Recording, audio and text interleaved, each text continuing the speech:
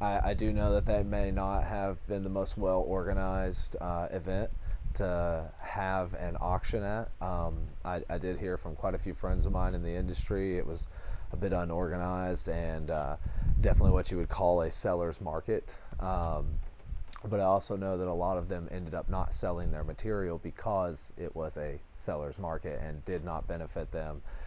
People, absolutely lost money just going that day and putting their product out there. And I don't think there was more than a handful of sales that actually happened. So I can't really speak as to what that would mean for the industry as a whole. I can just say from what I saw there that that may not be the best option for farmers to go to an auction. I also think that not all the same material on the market is of quality material. I've had people come and try to sell me 6, 7, 8% material when me as a processor, I need a minimum of 10 to 12 for it to even be profitable whatsoever to process. So there's an ocean of material out there, but there's an ocean of not so good material out there. Now there is an ocean of, there is a lot of good material out there, and I process good material, and I work with other farms who grow good material and have good material. But I think that one of the growing pains that we're seeing here is that any bumpkin can grow a pumpkin, but that doesn't mean that you grow a pumpkin that has a lot of usable meat inside of it. You might just grow a pumpkin that is really tough on the outside but not actually worth eating, right? So many people might be able to grow a lot of hemp in their field, but maybe they didn't harvest it right, or maybe they harvested it too early, or it got mold in it, or they didn't pay attention to the levels of cannabinoids that they should have been testing for at their flowering times, and they didn't get as high of a CBD content in their flower as they'd hoped to, so they're not able to sell it.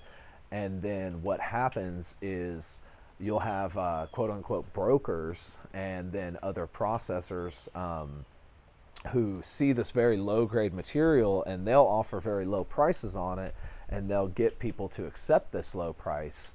And then they'll go to people with good material and they'll say, well, we got material for $1.50 a percent point rather than $2.50 per percent point or $3 per percent point. And these people with good material may be more apt to not sell their material that cheap, right? But at the same time, and rather hold on to it and try to sell it later, because there is a lot of low quality material out there right now.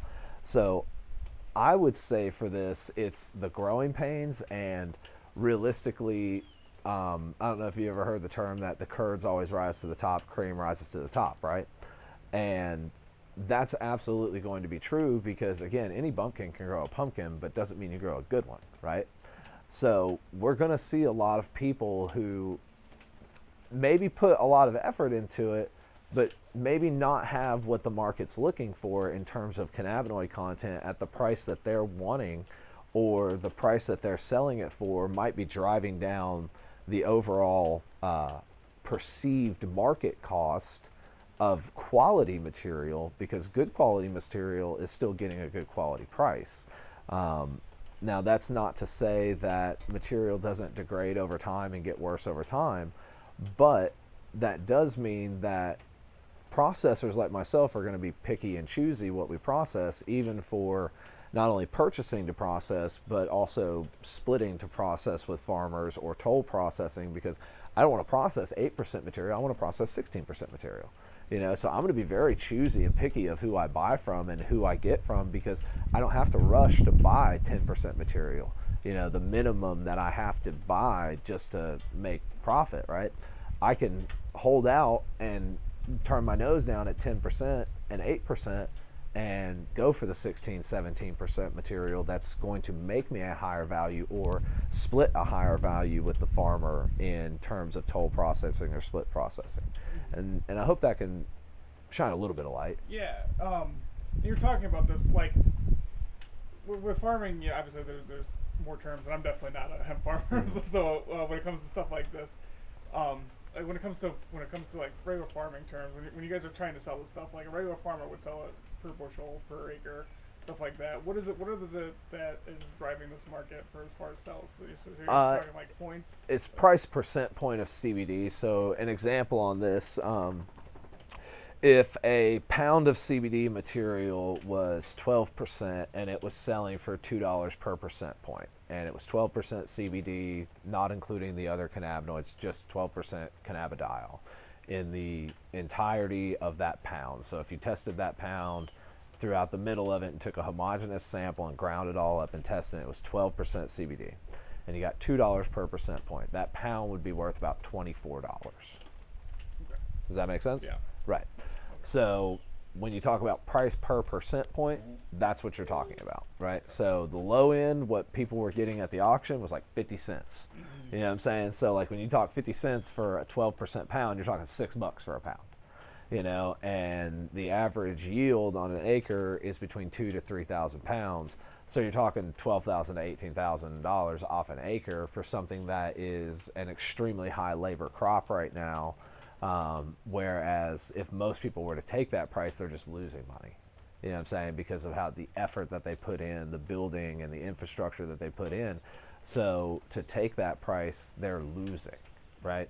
It's better off to just, you know, process it and try to turn it into retail products yourself rather than, you know, sell it to somebody who's going to sit there and take a $6 pound and turn it into $800 worth of retail product themselves, you know, and then have almost a 14,000% increase in profit, right? Yeah. And I know these numbers are real because I do this. You know what I'm saying? Yeah. Like I'm a processor. I buy a $50 and $60 pound and will turn it into a ton of retail products. Yes, you have to make money on that retail product and actually take it to its sales or sell it to wholesalers or white labels.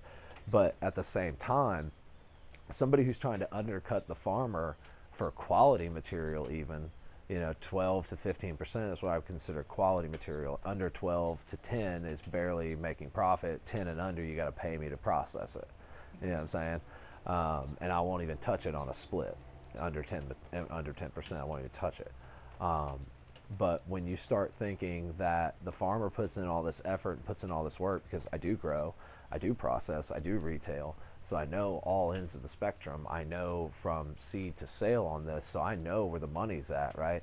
And I know that processors can afford to pay $35 to $60 a pound for a quality material pound. That's going to net them a lot of material, a lot of starting product to make retail products with, that they're then going to cut out into hundreds and hundreds and hundreds of retail products off of just a few pounds of material.